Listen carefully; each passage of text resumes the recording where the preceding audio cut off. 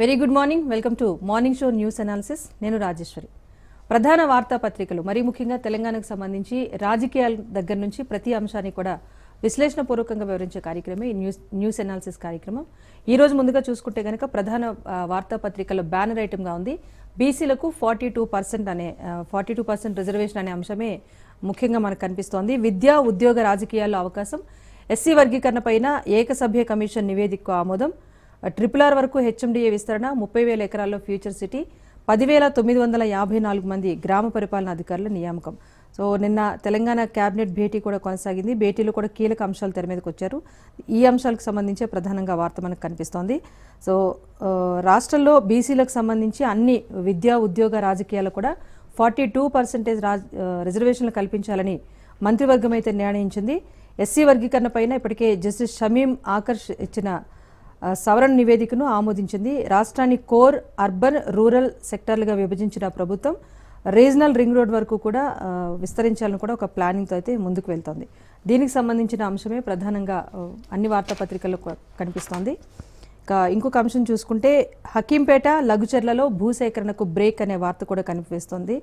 నిలిపివేయాలు అంటూ హైకోర్టు మధ్యంతర ఉత్తర్వులు, తదుపరి విచారణ ఏప్రిల్ 7వ తేదీకి వాయిదా. వికారాబాద్ జిల్లాలో మల్టీపర్పస్ ఇండస్ట్రియల్ పార్క్ ఏర్పాటుకు ప్రభుత్వం చేపట్టిన భూసేకరణ ప్రక్రియను నిలిపివేస్తూ హైకోర్టు గురువారం మధ్యంతర ఉత్తర్వులు జారీ చేసింది. వికారాబాద్ జిల్లా దుద్యాల మండలం హకీంపేటలో 351.10 ఎకరాలు, అలాగే లఘుచెర్లలో 110.32 ఎకరాల భూసేకరణ సంబంధించి లాస్ట్ ఇయర్ నవంబర్లో జారీ చేసిన భూసేకరణ నోటిఫికేషన్ల అమలును నిలిపివేస్తూ హైకోర్టు అయితే ఆదేశాలను జారీ చేసింది. ఇదొక ప్రధాన వార్తను మనం చూసుకోవచ్చు. ఇక ఎమ్మెల్సీ ఎన్నికలకు సంబంధించి కూడా మనం చూసాం. రాష్ట్రంలో ఎలాంటి తీర్పు ఇచ్చారు ప్రజలన్న అంశం అయితే మనం చూసాం. ముఖ్యమంత్రికి ఓటర్లు కర్రు కాల్చి వాత పెట్టారు అనే వార్త మనకు కనిపిస్తోంది. బీజేపీ రాష్ట్ర అధ్యక్షుడు కిషన్ రెడ్డి పూర్తిగా ఎమ్మెల్సీకి సంబంధించి రిజల్ట్స్ వచ్చిన తర్వాత ఒక గ్రాడ్యుయేట్, ఒక టీచర్ ఎమ్మెల్సీ స్థానాల్లో బీజేపీ గెలిచింది. సో అంజిరెడ్డి రిజల్ట్ వచ్చిన తర్వాత కిషన్ రెడ్డి కూడా మీడియాతో మాట్లాడారు. ఎమ్మెల్సీల ఎన్నికపై సంబంధించి విజయోత్సవాలు కూడా నిర్వహించుకున్నారు. సో ఎమ్మెల్సీ ఎన్నికలకు సంబంధించి సీఎంకు ఓటర్లు కర్రు కాల్చి వాత పెట్టారు అంటూ కూడా కేంద్ర మంత్రి, భాజపా రాష్ట్ర అధ్యక్షుడు కిషన్ రెడ్డి ఎద్దేవా చేశారు. ఎమ్మెల్సీలుగా గెలుపొందిన మల్క కొమరయ్య, అలాగే అంజిరెడ్డిలతో పాటు ప్రజాప్రతినిధులు, కార్యకర్తలతో కలిసి రాష్ట్ర కార్యాలయంలో సంబరాలు కూడా నిర్వహించుకున్నారు. ఇది ప్రధానంగా కనిపిస్తున్న వార్తలు. దీంతో పాటుగా మిగతా అంశాలు కూడా తీసుకుంటే రైతు ఏడ్చిన రాజ్యం అంటూ కూడా మరో వార్త మనకు నమస్తే తెలంగాణలో ప్రధానంగా కనిపిస్తోంది. రాష్ట్రంలో సాగు సంక్షోభం పెరుగుతోంది, కన్నీటి సేద్యమే కొనసాగుతోంది అని చెప్పేసి వార్త మనం చూడొచ్చు. నీళ్లు అడిగినా కూడా కాంగ్రెస్ ప్రభుత్వం పట్టించుకోవట్లేదు. ప్రాజెక్టుల పరిధిలో పంటలన్నీ కూడా ఎండిపోతున్నాయి. అటు శ్రీరామ్ సాగర్ ప్రాజెక్టు దిగువన కూడా నీటి గోస వినిపిస్తోంది, కానీ ప్రభుత్వం పట్టించుకోవట్లేదు అన్న అంశమే తెర మీదకి వస్తుంది. ఇక మొత్తంగా చూసుకుంటే కూడా రైతన్నలు ఇప్పుడు వచ్చే యాసంగికి సంబంధించి పంటల్లో సంబంధించి కూడా నీరు వచ్చే పరిస్థితి ఉంటుందా లేదా అని చెప్పేసి అయోమయ పరిస్థితిలో ఉన్న అంశానికి సంబంధించిన వార్త ఇక్కడ మనం చూడొచ్చు. సో అన్నదాతలు ఒకవైపు పంటలు లేక బలవన్మరణాలు పాల్పడుతున్నారు, అయినా కూడా ప్రభుత్వం పట్టించుకోవట్లేదు. ప్రాజెక్టుల వద్ద నీటి సరఫరా విషయంలో కూడా సరైన నిర్వహణ పాటించాలని చెప్పేసి రైతన్నలు అయితే కోరుతున్నారు. ఈ వార్త మనం చూసుకోవచ్చు. ఇంకొకటి ఎస్ఎల్బీసీ పైన హెచ్చరికలను పెడచెవిన పెట్టింది సర్కారు అంటూ కూడా ప్రమాదమని తెలిసి అని మరో వార్త కూడా మనం కనిపిస్తోంది. 2020లోనే ఎస్ఎల్బీసీ టన్నెల్ ప్రాంతానికి సంబంధించి ఒక డేంజర్ జోన్గానే గుర్తించడం జరిగింది. సో సొరంగంలోని 13.9 కిలోమీటర్ల ప్రాంతంలో నేలంతా కూడా బలహీనం ఉంది, దృఢత్వం లేదు అంటూ కూడా అప్పట్లోనే అంబర్టెక్ ఏజీ అనే ఒక సంస్థ హెచ్చరించిన సందర్భం కూడా ఉంది. నీటి ఊట ఉందని తేల్చిన సిస్మిక్ అంచనా నివేదిక అయినప్పటికీ కూడా గడిచిన 5 ఏళ్ల నాటి హెచ్చరికలను బేఖాతరు చేసి రేవంత్ సర్కారు పనుల్ని కొనసాగించింది. సో 8 మంది కార్మికుల మృతికి కారణమైంది.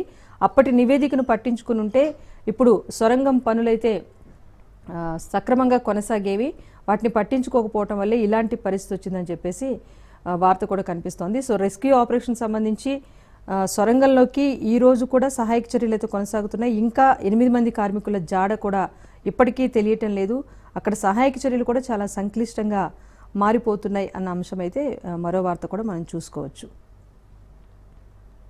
దీంతో పాటుగా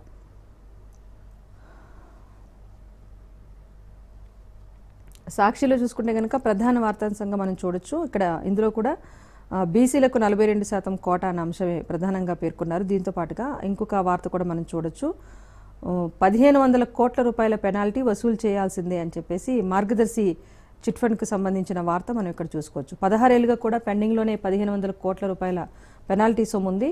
సో ఆదాయ పన్ను శాఖకు మాజీ ఎంపీ ఉండవెల్లి లేఖ రాశారు. అయినప్పటికీ కూడా ఎలాంటి చర్యలు లేవు.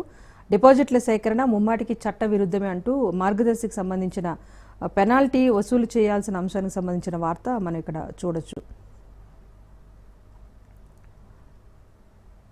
దీంతో పాటుగా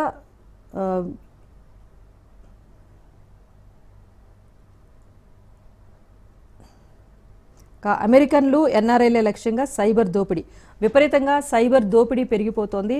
ఎంతమంది విద్యావంతులు ఉన్నప్పటికీ కూడా సైబర్ నేరాల సంఖ్య తగ్గట్లేదు. మాదాపూర్లోనే 62 మందితో కాల్ సెంటర్ నిర్వహించి పేపాల్ పేరిట కూడా ఫోన్లు ద్వారా సైబర్ నేరానికి పాల్పడ్డారు. సో అమెరికన్లు ఎన్ఆర్ఐలే లక్ష్యంగా చేసుకొని ఈ ఒక సంస్థ అయితే సైబర్ మోసాలకు పాల్పడుతున్న అంశం ఇక్కడ ప్రధానంగా వార్త ప్రచురించారు. ఉద్యోగులుగా ఈశాన్య రాష్ట్రాల యువత అక్రమ లావాదేవీలంటూ బెదిరించి సొమ్ము వసూలు, ఆ డబ్బును క్రిప్టో కరెన్సీగా మార్చి దుబాయ్కి మళ్లింపు. ప్రస్తుతానికైతే పోలీసులు, సైబర్ క్రైమ్ పోలీసులు నిర్వాహకుల్ని ఉద్యోగుల్ని అయితే అరెస్ట్ చేశారు. గుజరాత్కు చెందిన ప్రధాన వ్యక్తి ఇక్కడ సూత్రధారిగా చెబుతున్నారు. మరో 2 పరారీలో ఉన్నట్టుగా తెలుస్తోంది.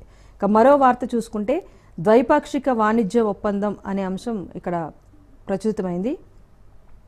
అమెరికా భారత్ ద్వైపాక్షిక వాణిజ్య ఒప్పందానికి ఉన్న అంశానికి సంబంధించి ప్రాముఖ్యతను గుర్తించాయి. ఆ దిశగా ముందుకు వెళ్తున్నాయి. ఒప్పందం దిశగా అడుగులు పడుతున్నాయి. ట్రంప్ నేతృత్వంలో బహుళ ధృవ ప్రపంచం వైపు అమెరికా అంటూ కూడా చెప్పింది. ఇది భారత్కు అనుకూలమైన పరిణామంగానే భావించాలి. బ్రిటన్లో విదేశాంగ మంత్రి జైశంకర్ పర్యటిస్తున్న సంగతి తెలిసిందే. అయితే మంత్రి వాహనం మీదకి ఖలిస్తానీవాదులు ఒక్కసారిగా దూసుకొచ్చారు.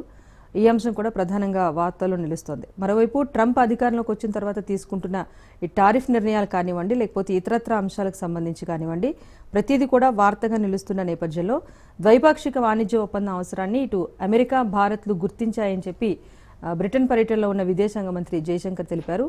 ప్రధాని మోదీ అలాగే అమెరికా అధ్యక్షుడు ట్రంప్ మధ్య జరిగిన చర్చల నేపథ్యంలో ఇప్పుడు ద్వైపాక్షిక వాణిజ్య ఒప్పందం దిశగా అడుగులు ముందుకు పడుతున్నాయి.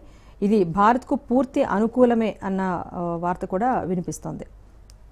ఇక మరో వార్త కూడా మనం చూడొచ్చు. ముంబైలో ఉండేవారు మరాఠీ నేర్చుకోనక్కర్లేదు అనే వార్త మనం ఇక్కడ చూడొచ్చు. ఆర్ఎస్ఎస్ నేత భయ్యాజీ జోషి వివాదాస్పద వ్యాఖ్య చేశారు. ముంబై భాష, మహారాష్ట్ర భాష మరాఠీయే. సో అసెంబ్లీ సాక్షిగా తేల్చేసిన సీఎం దేవేంద్ర ఫడ్నవీస్ ముంబై భాష మరాఠీయేని అనటంలో ఎలాంటి సందేహం లేదు. విమర్శల వెల్లువ నేపథ్యంలో భయ్యాజీ జోషి దీనికి సంబంధించి వివరణ అయితే ఇచ్చుకున్నారు. దీనికి సంబంధించిన వార్త ఇక్కడ ప్రధానంగా కనిపిస్తోంది. మరొక వార్త మనం చూడొచ్చు. ముప్పు ముంగీట శ్రీశైలం అనే వార్త కూడా మనం చూడొచ్చు. స్పిల్వే దిగువన 120 మీటర్ల లోతైన గుంత పునాదుల కిందకు విస్తరించిందని కూడా అనుమానం వ్యక్తం చేస్తున్నారు. శ్రీశైలం తాజాగా చూసుకుంటే కనుక ఈఎన్సీ ఫిర్యాదుతో శ్రీశైలంకు ఉన్న ముప్పు, ప్రాజెక్టుకు సంబంధించిన ముప్పు ఏదైతే ఉందో ఈ అంశం అయితే వెలుగులోకి వచ్చింది. సో దీనికి సంబంధించి జాతీయ భద్రతా సంస్థ నిపుణుల కమిటీ కూడా ఏడాది క్రితమే ఈ శ్రీశైలం ప్రాజెక్టు సంబంధించి ప్రమాదపు అంచున ఉంది అనే అంశాన్ని అయితే తేల్చింది. జలాశయం కింద భూగర్భంలోని రాశి పంకాల మధ్య కూడా బలహీనమైన రాశి ఫలకాలు ఉన్నాయని చెప్పేసి దీనికి సంబంధించి వార్త కూడా ప్రధానంగా మనం ఇక్కడ చూసుకోవచ్చు. మే చివరి నాటికి మరమ్మతులు పూర్తి అవ్వాల్సి ఉంది. కానీ ఇప్పటికీ అక్కడ మరమ్మతులు ప్రారంభించలేదు. అటు ఏపీ సర్కారు కూడా డెడ్ లైన్ విధించింది. ఈ సదరు సంస్థ ఏదైతే ఉందో విధించినప్పటికీ కూడా ఇప్పటికీ పూర్తి స్థాయిలో మరమ్మతులు అయితే ప్రారంభం కాలేదు. మే చివరి నాటికి మరమ్మతులు పూర్తి అవ్వాల్సి ఉంది. లేకపోతే కనుక శ్రీశైలం ప్రాజెక్టు వల్ల ముప్పు అయితే తప్పదు అని హెచ్చరికలు జారీ చేస్తూ వార్త అయితే ప్రచురించారు. ఇది కూడా వార్త మనం చూడొచ్చు. ఇక భారీగా ఐఏఎస్, ఐపీఎస్ల బదిలీలు అంటూ మరో వార్త కూడా మనం చూడొచ్చు. ఐఎఫ్ఎస్ అధికారులకు స్థానచలనం, పనితీరు ఆధారంగా పోస్టింగ్లు, ఆరోపణలున్న పోలీస్ అధికారులపై వేటు, 2 కమిషనర్లు, ఎస్పీల మార్పు, ముఖ్యమంత్రి వద్దకు చేరిన దస్త్రం. సో రాష్ట్రంలో ఐఏఎస్, ఐపీఎస్, ఐఎఫ్ఎస్ అధికారుల బదిలీలకు సంబంధించి రంగం అయితే సిద్ధమైంది. భారీ స్థాయిలో అఖిల భారత సర్వీసుల అధికారులకు స్థానభ్రంశం అయితే కలగనుంది. సో దీనికి సంబంధించిన వార్త ఇక్కడ మనం చూడొచ్చు. దీంతో పాటుగా పోలీస్ శాఖలో కూడా అనూహ్యమైన మార్పులు ఉండబోతున్నాయి అనే అంశం కూడా తెర మీదకి వస్తుంది. పోలీసు ఉన్నతాధికారుల పనితీరు ఆధారంగా బదిలీలకు రంగం సిద్ధమైనట్టుగా తెలుస్తోంది. పలువురు ఐపీఎస్ అధికారుల పనితీరుపైన ఇప్పటికే నిఘా వర్గాల నుంచి కూడా సీఎం రేవంత్ రెడ్డికి అందిన సమాచారం ప్రకారం చూసుకుంటే అనూహ్య మార్పులు జరిగే అవకాశం ఉంది అనే అంశం కూడా తెర మీదకి వస్తుంది. సో వీరితో పాటుగా 2 కమిషనర్లు, పలు జిల్లాలకు సంబంధించిన ఎస్పీలు, హైదరాబాద్, రాచకొండ, సైబరాబాద్ కమిషనరేట్ పరిధిలో ఉన్న పలువురు డీసీపీలను కూడా బదిలీ చేయబోతున్నట్టుగా అయితే సమాచారం ఉంది. దీనికి సంబంధించిన వార్త ఇక్కడ ప్రచురించారు. ఇక లోక్సభ నియోజకవర్గాల పునర్విభజనపై రేవంత్ సర్కారు నజర్ అని మరో వార్త కూడా మనం చూసుకోవచ్చు. అఖిలపక్ష భేటీలు నిర్వహించాలని కేబినెట్ అయితే నిర్ణయం తీసుకుంది. డిప్యూటీ సీఎం భట్టి మాజీ మంత్రి జానారెడ్డికి బాధ్యత అప్పగించారు. జానారెడ్డితో సీఎం రేవంత్ రెడ్డి భేటీ అయ్యారు. సో జనాభా ప్రాతిపదికన లోక్సభ నియోజకవర్గాల పునర్విభజనను వ్యతిరేకిస్తూ తెలంగాణ సర్కార్ అయితే ప్రత్యక్ష కార్యాచరణలోకి దిగింది. దక్షిణాది రాష్ట్రాలకు నష్టం జరగకుండా పునర్విభజన జరగాలి అనే ఒక నినాదంతో అన్ని రాజకీయ పార్టీలు, సంఘాలను కూడా ఒక్కతాటిపైకి తీసుకొచ్చేందుకైతే సిద్ధమైంది. ఇందుకోసం ప్రభుత్వ పరంగా కూడా అఖిలపక్ష సమావేశాలను విస్తృతంగా నిర్వహించాలని కూడా ప్రభుత్వం నిర్ణయించింది. ఈ సమావేశాలను అయితే డిప్యూటీ సీఎం భట్టి విక్రమార్క అలాగే మాజీ మంత్రి జానారెడ్డి ఆధ్వర్యంలో నిర్వహించాలని కూడా సచివాలయంలో జరిగిన సమావేశంలో ఒక నిర్ణయం అయితే తీసుకున్నారు. దీంతో పాటుగా మరో వార్త మనం చూసుకోవచ్చు. సమన్వయ లేమితోనే ఓటమి అని చెప్పి కాంగ్రెస్ పార్టీ అయితే అంగీకరించిన వార్త ఇక్కడ మనం చూడొచ్చు. స్థానిక సంస్థల ఎన్నికల సమయానికైతే బలపడాలి అని చెప్పేసి ఒక నిర్ణయం కూడా తీసుకున్నారు. ఎమ్మెల్సీ ఎన్నికలకు సంబంధించి పూర్తి సమన్వయ లోపం అనేది కొట్టొచ్చినట్టుగా కనిపించింది. అందుకే సిట్టింగ్ స్థానం ఉన్నప్పటికీ కూడా కాంగ్రెస్ పార్టీ ఒక్క స్థానాన్ని కూడా గెలవలేకపోయింది.